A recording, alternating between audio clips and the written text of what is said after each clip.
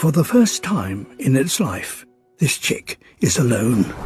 Winds now regularly reach 70 miles an hour. But the albatross chicks must try to stay on their nests. Surviving the storm is one thing.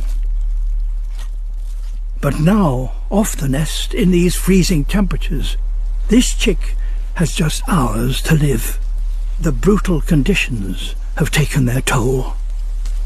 Some chicks have already succumbed to exposure. The bond is so strong, it can be hard for a father to let go.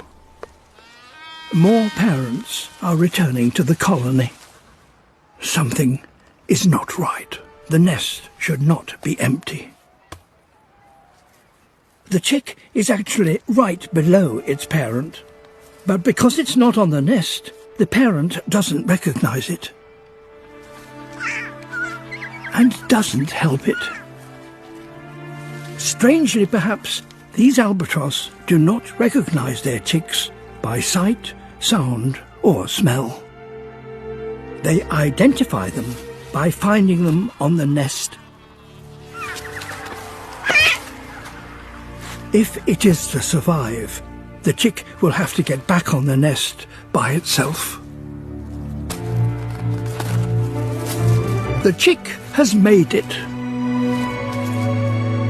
The bond is re-established immediately, and its parent once again provides the warmth that the chick so desperately needs.